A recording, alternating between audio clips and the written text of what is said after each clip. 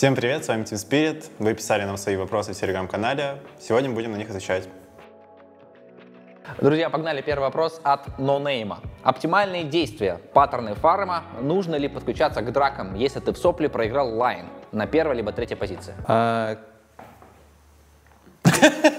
Спасибо, Илья. Паттерны фарма? Короче, паттерны фарма, фарме эншентов. Если ты проиграл лайн, но ты можешь заимпактить, у тебя герой там с кнопками, какими-то мастом, ультами, или просто он может заимпактить против вражеских героев, можно подключиться, можно нет, типа можно хуй забить, типа на команду. В принципе, все зависит от того, какое вообще положение на карте. То есть, словно, если там враги дерутся в топе, у тебя full free в боте, но ты проиграл типа линию, и ты просто в бот-арии находишься, то тэпаться в топ нецелесообразно. А что такое ария?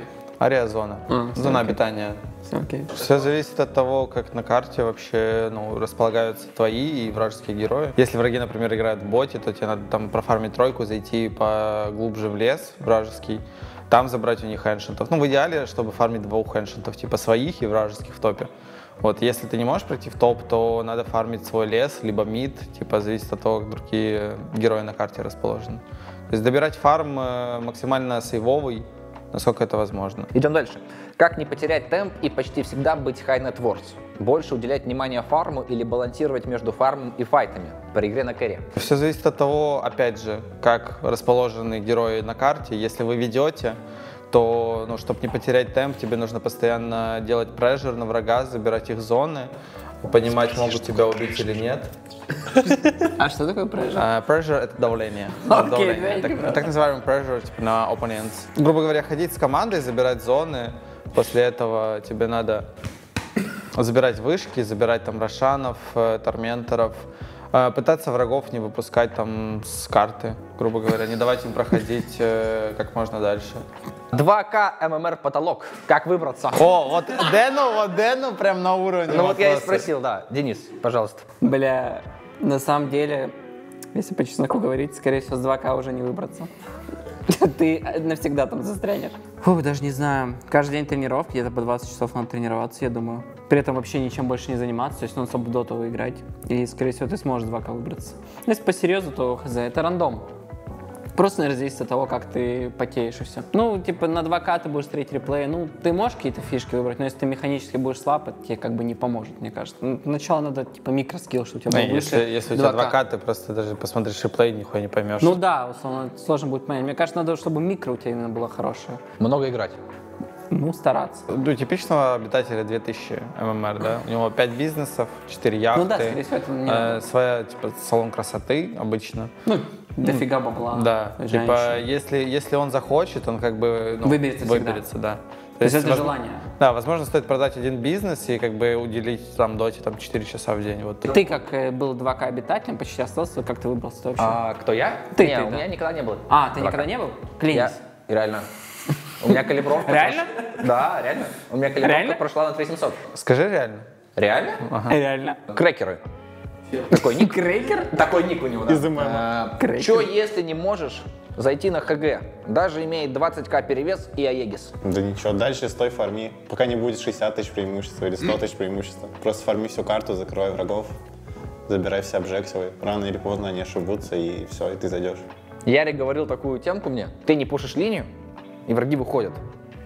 Понимаешь? Фармить, потому что у них нет клипов просто. Ага, понял. И они ошибаются, ты их ловишь. Насколько это вообще нормальная история? На пачках подлавливать — это база. Особенно на мид под Т3, там легко подлавливать. Моя любимая пачка. Да. Сколько же людей полегли? Там всегда кто-то умрет. Мид-пачка всегда мертвая. Там всегда пахнет прям смертью. Да? Да, поэтому около Т3, чуть-чуть, если крипы спускаются, встречаются около, там где почти, Т3 чуть-чуть отойти, там пачка встречается в основном, и там всегда кто-то либо нюк кинет, либо выйдет там тычку дать сплэшем каким-то. Там можно всегда подлавливать. А так, просто реально кэчить надо и все. Спрашивает Впакон. Я не могу нормально понять, в какой момент на кэре выходить драться после фарма. Давай лучше Илюша, наверное, Давай больше лучше на ответь. кэре. Когда ты дофармил ключевые артефакты свои. От какие, например, БКБ, да? Там БКБ, какие-то герои. не знаю, бабочка, если ты рашишь бабочку Скади, не знаю. Если ты дофармил манту Dragonlance, то тогда можешь выйти. Можешь выйти с манты, все зависит от того, какие там у врагов персонажи. А если, например, враги давят по Т2, ваших бьют, ты можешь нажать ТП и подраться. Ну, зависит от того, вот, готова ли твоя команда драться, находится ли твоя команда там, сетапит ли они килл со смока. Типа... Что такое этот сетап? Тралала. Спасибо. В принципе, на керри большинство ситуаций, там, которые люди зачастую паттерново рассматривают, она слишком индивидуальна и зависит от того, от принятия решения в моменте. То есть ты можешь принять решение подраться, можешь не принять решение не подраться. Все зависит от того, ну, как ты анализируешь ситуацию в моменте. Если говорить, ну, так сказать, в вакууме, надо дофармить свою шмотку, получить свой пауэрспайк и после этого идти драться. Там на антимаге там БФ манту, на ТБ, не знаю, там манту бабочку, на тролле там СШШ БКБ. То есть просто быть готовым, ну, подраться. Денис, вопрос вам от Форестли. Лично for me? Лично, да. Personally? Ну, почти, да. Что делать, если ты выиграл мид, а другие лайда... Я не знаю, что делать. Скип дальше. Что делать, если ты выиграл мид, а другие лайны проиграны? Как поступить по игре? Ой, тяжелый вопрос. Смоделируем ситуацию. Смоделируем такую ситуацию, что ты там выиграл мид, да? И твои проиграли сайды, да? Ну, как Тоже бы- смоделируем. Да, смоделируем это. Желательно, чтобы играли от сильного героя. То есть, если у тебя сайды проигрались, а ты как бы самый сильный персонаж, то, скорее всего, надо, чтобы сапы играли под тебя. И вы вместе что-то делали. Уже вместе как бы там трио, либо дуо перемещались куда-то на другие линии и помогали своим, так сказать, бомжам, которые въебали сайды, как обычно это бывает. Скорее всего, надо, чтобы с тобой сапы играли. Под тебя, типа, играли. Просто Потому что колешь саппортов, говоришь, пошли туда, да? Ну, больше под тебя, чтобы играли, и все. Чтобы ты соло никуда не бегал и не руинил себе игру. Главное, себе игру не заруинить. Если ты себе еще игру заруинишь, то тогда точно ты проебешь. Вопрос К Илюхе, наверное? Филу. Вопрос Филу. А как перестать много умирать на саппорте? Почти каждую катку от 7 смертей. Что делать? 7 смертей на самом деле не так много. Вот если от 10, вот это уже звоночек. Ну, как говорил НС, 0,7 и уже похуй. Уже и педаль. Ну, просто, наверное, больше двигаться скорыми, как-то под них играть, чтобы что они за тебя умирали, а ты уходил всегда. Мы все, в принципе, Team Spirit играем на КДА Фила. Да. Типа мы все умираем, чтобы Фил выжил. Играть-то скорыми своими, двигаться, как-то больше думать по карте, где ты можешь умереть, где нет. То есть больше играть от своих сильных героев, не соло бегать, это фидить. Ну, главное просто какие-то фри-киллы не отдавать, там, вот именно в тупую. Если пушишь пачку, с пылами пушить не шоется. Ну, самая базированная фигня. Играю на сапе, а Кэрри идиот. Что делать? Из этого не могу выбраться с лоу ПТС уже очень долго. Я думаю над этим вопросом уже очень давно. Постоянно приходится с этим сталкиваться. Ну, возможно, типа, может играть в пати, то есть взять какого-то своего друга, в которого ты веришь, и вот играть с ним, надеяться, что он будет лучше, чем обычный кор в пабе. Хочешь получать больше эмоций от игр Team Spirit? Тогда переходи в телеграм-канал команды и забирай бонус от наших друзей. Вопрос от Неа. Следующий. Выигрываю группу 3-0, а в первом же матче плей-офф падаю в нижнюю сетку. Как фиксить? Отвечает Денис. Отвечать тралалела трабула. Отвечает Травола. Наверное, лучше как-то анализировать. Потому что зачастую, если швейцарская система, конечно, она важна, группы, но в целом они зачастую не важны, если ты вышел в плей-офф, как бы важен сам плей-офф. Я даже не знаю, что делать. Я еще не выиграл. Нужно не проигрывать, а постараться выиграть, вот, когда выходишь 3-0. Ага. А нет ли момента расслабления после 3-0? Мне вообще похуй. Спрашивает Лимон. Дота не приносит удовольствия такого, как раньше, уже больше 2 лет. Что мне делать? Больше 10 лет. Не играть в доту, если не приносит удовольствия. Есть много других компетитив игр, в которые можно поиграть. Какие бы ты Шахматы, посоветовал? например. Шахматы. Шахматы — это good game, реально. Да, шахматы, клэш, рояль, типа, ну, примерно Не, ну если одинаковые Dota не уровни. приносит удовольствие, может, под каким-то другим углом надо посмотреть. Может, надо пати играть, там, либо другие кастомки там в доте. Или либо- турборежимчик, да, просто. Ну да, что-то такое лайтовое, человое. Может, не гнаться там за поинтами, а чисто для себя после работы там открыть банку пива. Вопрос серьезный. От Денри. Как правильно двигаться по карте? Смоки и тайминги. Во-первых, я не думаю, что ему нужна эта информация, ну, типа, как двигаться командой, потому что он играет паблик. В паблике нужно играть максимально тупо, ну, как будто ты прям идиот. То есть Dota и так сложная игра. Если ты ее еще усложняешь своими колами, то, ну, будет еще хуже. Максимальные сейв-споты фармить, вообще, ну, не брать никаких рисков, нафармить шмотки, забрать Рошана, снести вражеский трон. Как апнуться с любого ПТС, это просто иметь 1-2 смерти за игру, лучше всегда 0, и просто не умирать. Потому что враги зачастую будут просто дохнуть. Типа, если ты просто не умираешь, а враги умирают, ты выигрываешь. Леша Бизнес-бензин спрашивает. Я буквально лучший хардер мира мог бы стать, но проблема с жадностью. Начинаю много играть на себя, где-то наглею, фармлю слишком агрессивно. Как это побороть? Ощущение, если не я, то никто не выиграет мне игру. Наверное, пишет коллапс с фейка. Фил? Давайте ответим. Надо как-то больше с командой, наверное, координировать, где-то меньше забирать, больше, может, своему кору отдавать. Так это же оффлейнер. Да, это в Тройка. Ну, отдаешь своему керри и мидеру. Ну, тебе мне давай. Но в пабе вообще, наверное, это даже правильно. Ты просто играешь на себя и надеешься это затащить. Ну, тебе просто нужно Нет, тут имеется в виду, что он фармит слишком агрессивно. То есть он там заходит за Т2, может, свое там за Т3. Ну, пускай не заходит. Ну да. Пускай не заходит. Ну, надо думать, где находятся противники. Где тебя могут наказать. Где тебя могут Читать наказать, да. врагов. Видеть карту. Доджить смоки. Варды, может, там все сам ставить. А как где-то. читать врагов, Денис? You need to use brain. Даня спрашивает, как стоять против сильного лайна и не фидить? Купить фласку, не драться с врагами. Если ты заведомо слабее, просто не драться, фокусироваться на крипах, попробовать задефать small camp вместе со своим саппортом, отпиздить там пару людей. Не подходить к крипам, стоять на XP, дефать small pool, перетянуть линию себе под вышку. Но На главное- реале можно всегда еще. Не, реагрить ты обычно не можешь, у тебя просто сразу, гель, граната, ты умер. Лучше задефать small pool, стоять на XP, и чтобы крипы зашли к тебе под вышку, и ты мог фармить. Но главное, чтобы не стакался double wave Дабл-дабл. по 3-ю минуту, потому что у врагов глиф появляется, и ты, умираешь. Вот лучше этого не допускать. Джоди спрашивает, как правильно ставить варды в плане нужности по карте. Порой на своем рейтинге просто по КД покупаю варды и ставлю их куда думаю. Смотрел реплей Ярика, заметил, что он покупает варды и ходит с ними минут 5. Отчего вопрос? Как определять, какую зону лучше провардить? И как лучше грамотно тратить варды, чтобы не было такого, что 0 вардов в лавке, а на карте их недостаточно? Я могу предположить, Фил меня, если что, поправит, но вот смотри, например, тебя снесли вышку, да, где-то, там, в миде, знаешь, что у тебя потеряна эта зона. Тебе нужно поставить там вард около этой зоны, вышка твоя. чтобы вернуть ее, контроль над этой территорией, чтобы у тебя была какая-то информация. Если ты, например, отжимаешь у врагов лес, у тебя есть два пути. Либо поставить вард в свой лес, потому что враги туда перетекут, потому что вы их выжили. Либо поставить агрессивный вард в их лес, чтобы вы могли половить героев, которые будут там на окраине леса. Фил? Все верно. Спасибо. Ну, еще на стаке, там, на руны Да. важно ставить. То есть, если у вас там герои, например, Шторм, Эмбер, им очень важны руны, там, Моя Тини. любимая руна. Ставить варды на руны. Ну, причем надо ставить, типа, не дефолтные где-то, просто... Да. Хитрые какие-то Надо ставить. вообще самый гениальный вард — это вард прям в руну. То есть прям вот где она спавнится. Прям туда? Прям туда, да. Чтобы враги подумали, что это минка Течиса, и типа не подходили. Ну, на стаке, там, на свои, на вражеские, если ты знаешь, что они будут Ну, их еще делать. от игры, наверное, зависит, как говорили, да. И если ты прежеришь, на агрессивный вард ставишь. Если, наоборот, вас прежерит, ставишь варда, чтобы, был вижен, какую-то сейф-зону свою фармить, и все. Просто зависит от того, какие зоны ты играешь, все. Если ты сможешь это понимать, то, наверное, и сможешь варды хорошие ставить. А мистер Чо спрашивает, как держать позиционку на саппорте, когда против тебя 2 блинка и более? Ну, самому можно купить блинк, глиммер, там, ждать до конца. Если у тебя есть фронтлейн, ты просто сзади стоишь, ждешь, пока в них нападут. До тебя, скорее всего, просто даже не дойдут. Надо именно выжидать. То есть байтинг, ты не да. должен Как в кейсе. Ты не должен, типа, прыгать вперед, что-то инициировать. Ты должен именно ждать вот до конца, пока они... А вот твой если ты фронтлайн на Леоне, у порвутся. тебя один стан, типа в команде это твой хекс. Ну, Суицид? тогда зачем играем? Опять вопрос про саппортов. Что делать на сапах после стадии ланинга, если коры АФК фармят?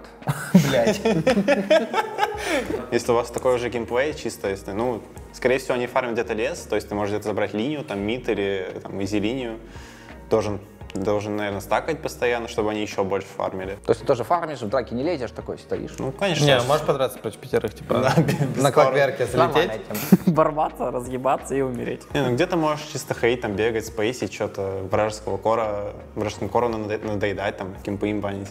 Но главное не фидить, мне кажется. Если уж тебе и АФК коры, надо просто не фидить и Но ждать, либо пока... фидить, но С импактом. там, где нужно. Да, с импактом. За коры там умереть, ревилить, если уж такая игра. Ну, желательно, чтобы не было 3 АФК коры, иначе там тяжело играть каждую доту. Nightfall спрашивает, парни, помогите, у меня 5500 ММР, я играю на тройке, и я выигрываю лайн, все идет нормально, мы доминируем, и в один момент просто мы не можем закончить, и просто отдаем все преимущество. Я пересматриваю свои реплеи, и каких-то ошибок в личном скилле не вижу, помогите мне.